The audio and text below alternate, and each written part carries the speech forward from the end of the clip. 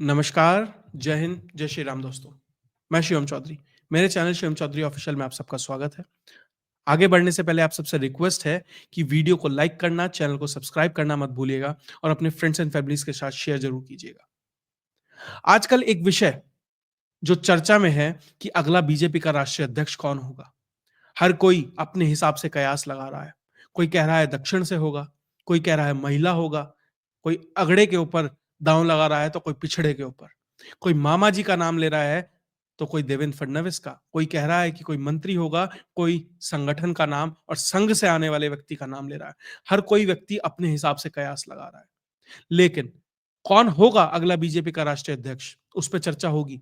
कौन से वो नाम हैं, जो लगभग फाइनल हो चुके हैं? उन पे बात करने से पहले ये जानना ज़रूरी है कि वो प्रोसेस क्या है? वो प्रक्रिया क्या है जिसके तहत ये तय होगा कि अगला बीजेपी का राष्ट्रीय अध्यक्ष कौन होगा? उसको जाने बिना उन नामों तक पहुँचना लगभग असंभव है। अगर आप मुझसे साल भर पहले पूछते कि बीजेपी का अध्यक्ष कैसे चुना जाएगा, तो मैं निश्चित तौर पर कहता कि जो अमित शाह और मोदी की पसंद होंगे, वही अगला बीजेपी का राष्ट्रीय अध्यक्ष होगा।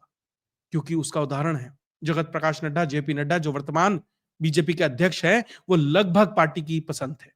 पार्टी का जो शीर्ष नेता था, उसने तय किया था कि वो बनेंगे। लेकिन जैसे-जैसे पार्टी आगे बढ़ती गई, उसका कद बड़ा होता गया, उसका कैडर बड़ा होता गया, उसका विस्तार होता गया, पार्टी को कहीं न कहीं एहसास होने लगा कि शायद अब उसे किसी की ज़रूरत नहीं है। और उसका एहसास जेपी नड्डा ने चुनाव के बीच में कहा कि हमें संघ की ज़रूरत नहीं है, हम संघ से कहीं बड़े हो चुके हैं और बीजेपी अब सेल्फ सफिशिएंट है और अपने बल पर सब कुछ कर सकती है। लेकिन संघ ने वो एहसास दिलाया कि उसकी शक्ति के बिना भारतीय जनता पार्टी अधूरी है। जून 2024 के बाद जब रिजल्ट आए तो ये एहसास भारतीय जनता पार्टी और उसके नेतृत्व को भी हुआ।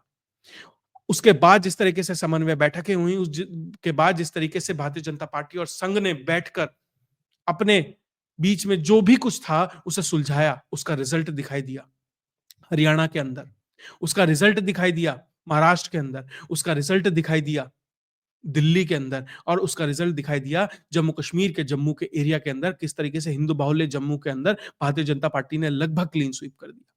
ये वो संघ की ही ताकत थी। ये संघ का वो कैडर था, उसके विस्तारक थे जो ग्राउंड पर जाकर वो नैरेटिव तैयार कर रहे थे कि किसे नहीं जिताना है। कौन है जो राष्ट्रवाद की बात करता है? कौन है जो भारत के और आपके राज्य के हित की बात कर सकता है? वो ग्राउंड पे नैरेटिव तैयार करने का काम, वो घर-घर जाकर जो शक्ति है संगठन की, वो भारतीय जनता पार्टी को संघ ने एहसास दिलाया और भारतीय जनता पार्टी अब उसे बखूबी समझ रही है। इसीलिए अब संघ ये भी चाह रहा है कि अगर संघ चुनाव के अंदर वो मैकेनिज्म उन्हें सपोर्ट करता है, तो वो ये भी चाहेगा कि संगठन के अंदर वो व्यक्ति बने, जो संघ और संगठन और पार्टी की विचारधारा को लेकर चल सके। ये निश्चित है कि संघ बीजेपी की डे टू डे वर्किंग में कोई इंटरफेयर नहीं करता, लेकिन आइडियोलॉजिकल तौर पर अध्यक्ष कौन होगा, जो बहुत ही बड़े निर्णय हैं या किसी खास विषय की जो पॉलिसी है, उसके ऊपर क्या मत और विचार होना चाहिए, उसके ऊपर जरूर संघ अपनी राय रखता है। हो सकता है कई बार वीटो भी लगाया जाता है। 2 उदाहरण देता हूं। 1986 के अंदर अटल बिहारी वाजपेयी को हटाकर लाल कृष्ण आडवाणी को जो अध्यक्ष बनाया गया, उसमें संघ की महत्वपूर्ण भूमिका थी। उसके बाद लाल कृष्ण आडवाणी जब वो जिन्ना वाला प्रकरण हुआ, जाकर उन्होंने जिन्ना की मजार पर उसकी बड़ाई कर दी और आने के बाद संघ ने जिस तरीके से हार्ड स्टांस लिया, मुख्य प्रधानमंत्री के दावेदार थे भारतीय जनता पार्टी की तरफ से और शायद भारतीय जनता पार्टी के सबसे बड़े नेता थे उस समय, लेकिन संघ ने कहा आइडियोलॉजी से नो कॉम्प्रोमाइज और आडवाणी को उनकी जगह दिखा दी गई।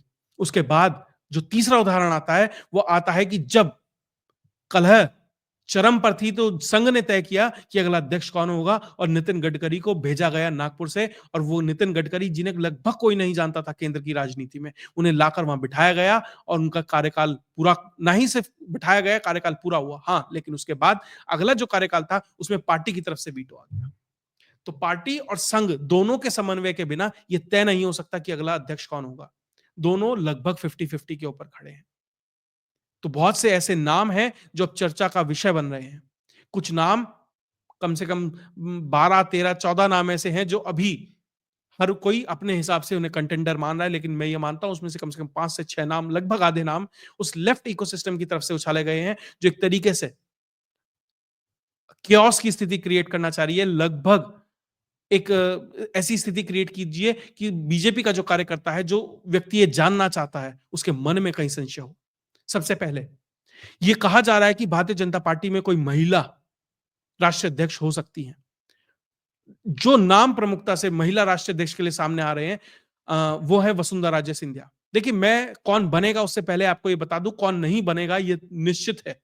ऐसे कुछ नामों पे पहले चर्चा होगी। सबसे पहला नाम वसुंधरा राजे सिंधिया। ये निश्चित मानकर चलिए, महिला है, कुछ भी है, वो राष्ट्रीय अध्यक्ष नहीं बनने जा रही है। उनका नाम कहीं से कहीं तक भी कंसिडरेशन में नहीं है। खासकर संघ की भी बहुत अच्छी गुड बुक्स में वसुंधरा राजे सिंधिया नहीं है। मुझे नहीं पता कहां से ये नाम आया, लेकिन ये नाम उछाला गया। और मोदी और अमित शाह के साथ तो वसुंधरा की बिल्कुल भी नहीं बनती है। 2014 में जब प्रधानमंत्री नरेंद्र मोदी प्रधानमंत्री पद की शपथ ले रहे थे, वसुंधरा राजे सिंधिया राजस्थान के कोटे के सांसदों को लेकर अलग बैठ गई थी, कह रही कि हमें कोई कैबिनेट का दर्जा नहीं मिला, कोई कैबिनेट मंत्री नहीं मिला। तो किस तरीके से अदावत रही है वसुंधरा राजे की और अमित शाह और मोदी की, ये सबको जग जाहिर है। तो वसुंधरा राजे सिंधिया लगभग नहीं बन रही है, 100% नहीं बन रही है, ये निश्चित मानकर चलिए। दूसरी महिला जिसका नाम आ रहा है वो है निर्मला सीतारमण। उनका नाम भी लगभग असंभव है। संघ से वो नहीं आती हैं। उन्हें पार्टी का प्रवक्ता बनाया गया, राज्यसभा बनाया गया, मंत्री के तौर पर इंडक्ट किया गया, लेकिन ये मानकर चलिए कि निर्मला सीतारमण भी नहीं बनने जा रही हैं, क्योंकि जिस तरीके से उनका व्यवहार है, एक समावेशी व्यक्ति होना चाहिए राष्ट्रीय अध्यक्ष। निर्मला सीतारमण जी किस तरीके से चीजों पे थोड़ी-सी उखड़ जाती है, ये स्वाभाविक है, सब जग जाहिर है। उनके फाइनेंस सेक्रेटरी से उनका किस तरह का झगड़ा रहा, ये भी सबको पता है, किस तरीके से प्रधानमंत्री को उसमें बीच बचाव करना पड़ा था। ऐसी बहुत सी घटनाएँ हैं, जो निर्मला सीतारमण जी के पक्ष में नहीं जाती हैं। उन्हें अभी जहाँ है, यथावत वो वहीं बनी रहेंगी। उनका नाम आप ये मानकर चलिए नहीं बन रही है। स्मृति ईरानी, वो भी नहीं बन रही हैं। क्योंकि उनका व्यवहार भी थोड़ा कुछ उसी दिशा में जाता है, तो स्मृति ईरानी का भी नाम आप ना ही मानकर चलें। उसके बाद जो बीजेपी की महिला मोर्चा की राष्ट्रीय अध्यक्ष हैं, दक्षिण से आती हैं, कोयंबटूर की सांसद हैं, उनका नाम चल रहा है। मैं ये वो नाम बता रहा हूँ जो चल रहे हैं और लगभग नहीं बन रहे हैं। उनका नाम भी आप मानकर चलिए वो नहीं बनेंगी, कारण भारतीय जनता पार्टी लगभग किसी ऐसे व्यक्ति को बनाएगी जिसका भाषा पे कमांड हो, खासकर हिंदी भाषा के अंदर वो पारंगत हो। प्रधानमंत्री नरेंद्र मोदी खुद गुजरात से आते थे, लेकिन उनकी सफलता का राज उनकी हिंदी के ऊपर जबरदस्त पकड़ है। आज कांग्रेस के पास सबसे बड़ी दिक्कत क्या है कि जब भी वो लीडर ऑफ अपोजिशन बनाती है, सबसे पहले अधीर रंजन चौधरी को बनाया। हमने देखा किस तरीके से भाषा की दिक्कत उन्हें रही, वो अर्थ का अनर्थ कर देते, बाद में कहते थे भैया मुझे भाषा की दिक्कत हो गई। अभी के जो राष्ट्रीय अध्यक्ष है मल्लिकार्जुन खड़गे, किस तरीके से उनके साथ भाषा की दिक्कत होती है। तो ऐसा कांग्रेस जिस चीज में हाथ जला चुकी है, क्या आपको लगता है भारतीय जनता पार्टी वो गलती करेगी कि किसी ऐसे व्यक्ति को बनाएगी जिसके लिए भाषा की दिक्कत हो? हाँ, दक्षिण से पहले भी 3 लोग हैं जो राष्ट्रीय अध्यक्ष बन चुके हैं। वेंकैया नायडू, बंगारू लक्ष्मण, जनक कृष्णमूर्ति बिल्कुल बने हैं। लेकिन क्या वो सफल कार्यकाल रहा? उसकी संभावनाएँ मुझे आपके ऊपर छोड़ता हूँ, लेकिन उनकी जो कार्यकाल था शायद उतना बेहतर नहीं रहा जितना कोई और मुख्यमंत्री माफ कीजिएगा राष्ट्रीय अध्यक्ष के रूप में रहा। उसके बाद दक्षिण से ही प्रहलाद जोशी का नाम आ रहा है। कर्नाटक से आते हैं। लोग कह रहे हैं कि भैया कर्नाटक के हैं, कर्नाटक में चुनाव आने वाला है तो कर्नाटक के व्यक्ति को बना देते हैं। अगर बड़े राज्य को देखकर और ऐसे चुनावी समीकरण को देखकर ही अगर मुख्यमंत्री राष्ट्रीय अध्यक्ष बनते, तो भैया फिर मुझे लग रहा है कि राष्ट्रीय अध्यक्ष तो हमेशा उत्तर प्रदेश से ही आना चाहिए। सबसे बड़ा राज्य है, सबसे ज्यादा विधानसभा, लोकसभा, राज्यसभा वहां से आती है। मध्य प्रदेश या राजस्थान से ही होना चाहिए या महाराष्ट्र से होना चाहिए। लेकिन नहीं, उससे जो सबसे बड़ा क्राइटेरिया है वो ये है कि क्या व्यक्ति वो संगठन को लेकर चल सकता है? क्या अपने स्वाभिमान से ज्यादा, अपने आप से ज्यादा स्वयं से बड़ा संगठन को रख सकता है? क्या वो व्यक्ति ऐसा है कि किसी भी राज्य में जाए, वहां का जो कैडर है वो अपने आप को उससे कनेक्टेड माने? ऐसे व्यक्ति को निश्चित तौर पर भारतीय जनता पार्टी और संघ दोनों मिलाकर बनाना चाहेंगे। तो प्रहलाद जोशी मुझे अभी उसमें नहीं लगते, क्योंकि संगठन के तौर पर शायद उनकी पकड़ अभी उतनी मजबूत नहीं है। हाँ, भारतीय जनता पार्टी जो अपनी राजनीति कर रही है, जिस तरीके से ओबीसी और एससी-एसटी को लेकर, प्रधानमंत्री ओबीसी हैं, राष्ट्रपति एसटी से आती हैं, ओबीसी समाज से ही उपराष्ट्रपति आते हैं, अलग-अलग राज्यों में ओबीसी मुख्यमंत्री दिए गए हैं। तो जिस तरीके से भारतीय जनता पार्टी ओबीसी और एससी-एसटी की राजनीति कर रही है, लेकिन मुझे संभावना ये लगती है कि कम से कम राष्ट्रीय अध्यक्ष सो कॉल्ड अगड़ी जाति से आएगा। मेरे हिसाब से अगड़ी जाति पिछड़ी कुछ नहीं है, लेकिन जिस तरीके से जो शब्दावली इस्तेमाल होती है उसके हिसाब से अगड़ी जाति से आने की संभावनाएं ज्यादा है। इसलिए प्रहलाद जोशी का भी नाम चल रहा है, लेकिन प्रहलाद जोशी नहीं बनेंगे। इसकी 99.99% संभावना है कि वो नहीं बनेंगे। उसके बाद दक्षिण से एक और नाम आता है, जी किशन रेड्डी। उनका आप टॉप 5 में लेकर रखिए कि वो टॉप 5 में आते हैं। वो अमित शाह के करीबी हैं। अमित शाह के साथ उन्होंने कैबिनेट में भी काम किया, उनके साथ गृह राज्य मंत्री के रूप में भी काम किया। बेहतर तरीके से काम कर रहे हैं और जिस तरह की उनकी ट्रेजेक्टरी है, वो बहुत तेजी से आगे बढ़ रहे हैं। संघ के आदमी हैं, एबीवीपी से रहे हैं, संगठन का काम जानते हैं। संघ के करीबी, पार्टी के करीबी, इसलिए उन्हें टॉप 5 में लाकर खड़ा कर देते हैं। लेकिन बात यही है, देखना यही है कि भाषा और क्या उनकी वो एक्सेप्टेबिलिटी होगी। आज के समय की भारतीय जनता पार्टी निश्चित तौर पर सरप्राइज देने के लिए माहिर है। तो जी किशन रेड्डी टॉप 5 में, मेरी चॉइस में टॉप 5 में आते हैं, वो संभावना बनती है। उसके अलावा बंडी संजय कुमार, वो भी दक्षिण से आते हैं, लेकिन उनकी संभावनाएं उतनी नहीं है। जिस तरीके से वो आगे बढ़ रहे थे अपने काम को लेकर, उसके बावजूद उन्हें तेलंगाना से हटा दिया गया, क्योंकि वो व्यक्ति फायर ब्रांड है। वो व्यक्ति अकेला चल के आगे चीजों को लेकर बढ़ने वाला आदमी है। लेकिन पार्टी में, संगठन में व्यक्ति वो चाहिए जो सबको लेकर बढ़े। उसके बाद कुछ और प्रमुख नाम, भूपेंद्र यादव, उनका नाम भी बहुत ही सीरियस नोट पर लिया जा रहा है। लेकिन उनके साथ एक नेगेटिव पॉइंट हो गया लगभग 1 महीना पहले। एक रिपोर्ट आई थी कुंभ के अंदर कि किस तरीके से कुंभ के अंदर जो कुंभ का पानी है वो बहुत प्रदूषित है, वो नहाने लायक नहीं है। उसमें किस तरीके से फिशल बैक्टीरिया लगभग 10 गुना, कोई 100 गुना, जो भी रिपोर्ट थी वो बढ़ा पाया गया है। दरअसल वो रिपोर्ट उन्हीं की मंत्रालय के द्वारा जाहिर की गई थी। जो कुंभ योगी आदित्यनाथ का, जो कुंभ भारतीय जनता पार्टी और संघ का पेट प्रोजेक्ट था, जो एक तरीके से मॉडल के रूप में प्रस्तुत कर रहे थे और संघ के बहुत ही करीब था, आप उस पूरे के पूरे आयोजन पे अगर सवाल उठा देते हैं तो निश्चित तौर पर आपके लिए नेगेटिव फीडबैक के तौर पर जाएगा और बहुत खुश नहीं है वो इकोसिस्टम जो अगला राष्ट्रीय अध्यक्ष तय करने वाला है। अब क्या ये सेट किया गया उनके खिलाफ, उनके मंत्रालय में किसी के द्वारा? क्या उनके अधिकारियों की गलती थी? क्या उनकी गलती थी? जो भी था, क्या सैबोटाज था, अधिकारी थे या उनकी गलती थी? जो भी था, कुल मिलाकर ये उनके लिए बिल्कुल एंड टाइम पर, जिसे कहते हैं ना, आखिरी बॉल ही आकर उन्हें ऐसी यॉर्कर पड़ी कि शायद वो संभल नहीं पाए। इसलिए भूपेंद्र यादव बिल्कुल संघ के आदमी हैं, अधिवक्ता परिषद में काम किया है, अमित शाह, नरेंद्र मोदी की खास हैं, जहां भी उन्हें काम दिया उन्होंने डिलीवर किया। लेकिन क्या कुंभ की ये रिपोर्ट उनके लिए आत्मघाती हो सकती है क्या? क्या उन्हें नुकसान पहुंचा सकती है? ये समय बताएगा, लेकिन अभी जो कंटेंडर थे वो, उसमें उन्हें नुकसान हुआ है। शिवराज सिंह चौहान वो व्यक्ति है जो एक तरीके से नंबर 1 स्पॉट पर होना चाहिए, जो व्यक्ति निश्चित तौर पर राष्ट्रीय अध्यक्ष होना चाहिए। संघ का एक बड़ा हिस्सा, या मैं कहूं संघ चाहता है कि शिवराज सिंह चौहान बने। संघ चाहता है कि पार्टी के अंदर एक ऑल्टरनेटिव पावर सेंटर खड़ा किया जाए। कारण, बहुत से ऐसे कार्यकर्ता होंगे, देखिए किसी भी पार्टी में, किसी भी संगठन में, कॉर्पोरेट में चले जाएं, घर में चले जाएं, कहीं पर भी चले जाएं, कि हर मुखिया से हर कोई सहमत नहीं हो सकता। तो बीजेपी के अंदर 5, 7, 10% जो भी लोग होंगे जो ये चाहते होंगे कि हमारी बात को रखा जाए, सुना जाए, तो एक ऑल्टरनेटिव पावर सेंटर के तौर पर शिवराज सिंह चौहान को वहां खड़ा रखना चाहते हैं, ताकि जो फ्रस्ट्रेशन है उसे वहां पे फिजल आउट किया जा सके, वहां पे उसे चैनलाइज किया जा सके और उनका इस्तेमाल भी पार्टी के अंदर किया जा सके। और शिवराज सिंह चौहान वो व्यक्ति है जो जहां पर भी जाएगा, जिस भी राज्य में संगठन के लिए जाएगा या राष्ट्रीय स्तर पर जो भी उसका प्रबंधन होगा, वो अप्रत्याशित होगा, बहुत बेहतर होगा। ध्यान रखिएगा, शिवराज सिंह चौहान अपनी राजनीतिक नैया को उस दौर में पार लेकर आए जिस दौर में उसी राज्य के अंदर दिग्विजय सिंह जैसे बड़े नेता थे, अर्जुन सिंह जैसे बड़े नेता थे, ज्योतिरादित्य सिंधिया जैसे थे। अपनी पार्टी के अंदर उमा भारती जैसे बड़े सरीखे नेताओं से लड़कर आगे बढ़े और उसके बाद जो लोग कहते हैं, अगर मान लीजिए उनकी बात भी मान लीजिए, तो नरेंद्र मोदी को भी उनका कंपेटिटर माना जाता था। वहां से आकर अपनी राजनीति को आगे बढ़ाना, 18-19 साल तक मुख्यमंत्री रहना और आकर अभी भी प्रासंगिक बने रहना। उनके समकक्ष बहुत से लोग हैं, रमन सिंह से लेके और वसुंधरा तक, और बहुत सारे ऐसे नाम हैं जो अब अप्रासंगिक हो चुके हैं। उसके बावजूद अपने आप को मेंटेन रखना, ये शिवराज सिंह चौहान की उस राजनीति, उस कौशल को दर्शाता है।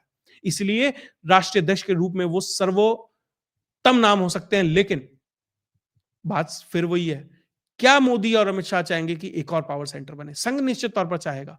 इसीलिए संघ पावर सेंटर बनाना, मोदी और अमित शाह को कंपटीशन देना नहीं, एक ऑल्टरनेटिव खड़ा करना, एक बेंच स्ट्रेंथ खड़ा करना। जब अमित और मोदी का युग खत्म होगा तो अगला कौन आएगा? वो बेंच स्ट्रेंथ कहां से आएगी? उन्होंने योगी को उसके तौर पर डेवलप किया, फडणवीस को किया, हेमंता को किया, अलग अलग नामों को डेवलप किया जा रहा है। ऐसी राष्ट्रीय अध्यक्ष के रूप में भी एक नई बेंच स्ट्रेंथ कैसे खड़ी की जाए, उसमें शिवराज सिंह चौहान एक बेहतर नाम हो सकते हैं। लेकिन अभी के दौर में उनका नाम आप ये मानकर चलिए बहुत मुश्किल है। ऐसे कई और नाम हैं जो मैं आपको बता दूं। देवेंद्र फडणवीस का नाम चला, नहीं बनेंगे। मनोज सिन्हा नहीं बनेंगे। जी किशन रेड्डी का नाम हो चुका है। ओम माथुर नहीं बनेंगे। उसके बाद सुनील बंसल, उनका नाम भी चल रहा है। जिस तरीके से संगठन का बेहतर काम करते हैं, अमित शाह के खास हैं, संघ से आते हैं, एबीवीपी से आते हैं, तो वो भी एक सीरियस कंटेंडर है। अब मैं टॉप के 3 से 4 वो नाम बताता हूं जो लगभग ये मानकर चलिए उन्हीं में से कोई राष्ट्रीय अध्यक्ष होगा। मैंने आपको बताया था, मेरा एक शो है, आप जाकर देखिए। अमित शाह ने तय किया बीजेपी का अगला मुख्यमंत्री दिल्ली के अंदर। मैंने उसमें 5 से 6 नाम बताए थे। वो सारे के सारे नाम या तो मुख्यमंत्री बने हैं या मंत्री बने हैं। और यह भी बताया था कि प्रवेश शर्मा नहीं बनेंगे, और वही हुआ। रेखा गुप्ता बनी। तो आप ये मानकर चलिए 2 से 3 ऐसे नाम हैं जिनके ऊपर संभावनाएं सर्वो सबसे ज्यादा है। सबसे पहले धर्मेंद्र प्रधान, युवा हैं, उड़ीसा के अंदर कमाल करके दिखाया, बीजेपी के विश्वस्त हैं, संघ के विश्वस्त हैं। तो धर्मेंद्र प्रधान वो नाम है जो प्रमुखता से आप ले सकते हैं। धर्मेंद्र प्रधान सबसे आगे में से हैं। वो टॉप 3 या 4 वो लोग हैं जिनमें से एक हैं जो धर्मेंद्र प्रधान बनने की जिसकी काबिलियत है। उसके अलावा मनोहर लाल खट्टर, जी हाँ, अपने खट्टर साहब, खट्टर ताऊ, हरियाणा से आने वाले। बहुत लोगों को लग रहा है कि भैया हरियाणा से तो मुख्यमंत्री पद से हटा दिया गया था। बिल्कुल निश्चित तौर पर हटा दिया गया होगा। जरूरी नहीं है जो व्यक्ति संगठन में बेहतर काम कर सके वो पार्टी या सरकार भी चला सकता है। लेकिन हाँ, संगठन कौशल बहुत लोगों का बहुत मजबूत होता है। खट्टर साहब उसमें माहिर हैं। संघ के प्रचारक रहे हैं, संगठन मंत्री रहे हैं, तो संघ का जो ब्रैकेट है उसे फुलफिल करते हैं। मोदी और अमित शाह के करीबी हैं, उसे फुलफिल करते हैं। संगठन का काम जानते हैं, उसे फुलफिल करते हैं। अनुभव है, उसे करते हैं। लेकिन एक जो ब्रैकेट मिस कर देते हैं वो उम्र है। उम्र उनकी थोड़ी-सी ज्यादा है। क्या पार्टी जिस बेंच स्ट्रेंथ की बात कर रहा हूं, उसमें खट्टर साहब अगर कहीं फेल होंगे तो ये मानकर चलिए उनकी उम्र उन्हें धोखा दे रही होगी। एक आखिरी नाम जिस पे किसी की नजर नहीं गई, अनुराग ठाकुर। उनका नाम भी प्रमुखता से है। अनुराग ठाकुर बन सके, बन जाएं तो अचंभा नहीं होगा। अगड़ी जाति से आते हैं, युवा हैं, युवा मोर्चा के राष्ट्रीय अध्यक्ष रहे हैं, अमित शाह मोदी के करीबी हैं, संघ को भी कोई दिक्कत नहीं है, तो अनुराग ठाकुर भी वो नाम हो सकते हैं।